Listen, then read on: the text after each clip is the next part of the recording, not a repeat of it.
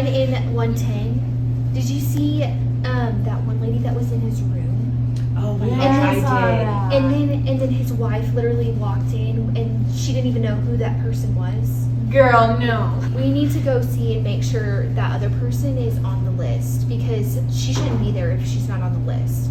And I can't believe that he literally let her come in and his wife walked in. Like, don't they schedule those kind of things? That's disrespectful. Oh my god, that poor wife of his. If they would have came in literally like an hour before that, they would have seen that as we were going to the bathroom, he literally himself. And then it went all over the floor and then I had to clean it up and that took me like an hour. Then I was behind on my other patients.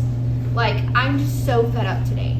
One issue in OTA is confidentiality. So there will be a lot of times that people are talking about different patients or scenarios and they don't have their best interest at heart. And so the best thing for me to do as a student is to just not get involved and then to address that later. The biggest conflicting values that can happen would be politics, religion, or talking about money in general.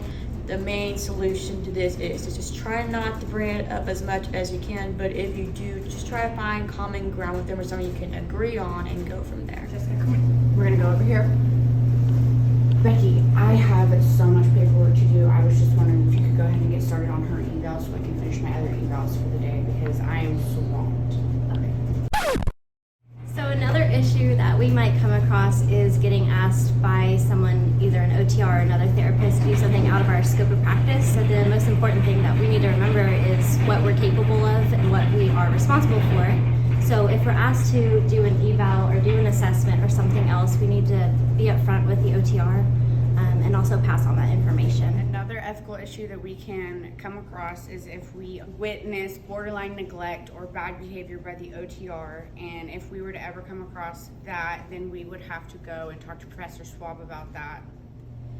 Another ethical issue could be failing to speak up. So a lot of times as an OTA student, it's really scary to see something that an OTR does or even another OTA that you're maybe working with during your fieldwork rotation, and you know in your gut that what they did was wrong, but maybe you're scared because maybe you're just interpreting it wrong.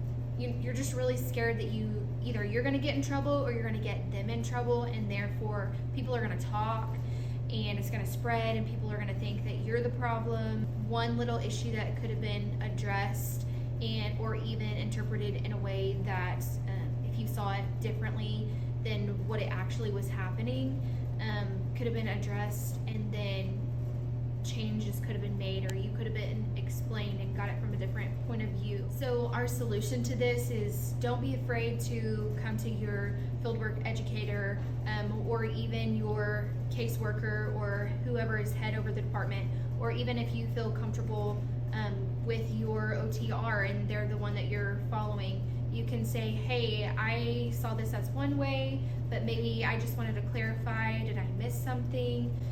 If you're not comfortable with them and you know in your heart that they did something wrong, then go to your fieldwork educator, discuss it with them, see if they can come up with a solution. Y'all can troubleshoot together, and then if y'all both see it as an issue, then that issue can be addressed to the fieldwork, your OTR.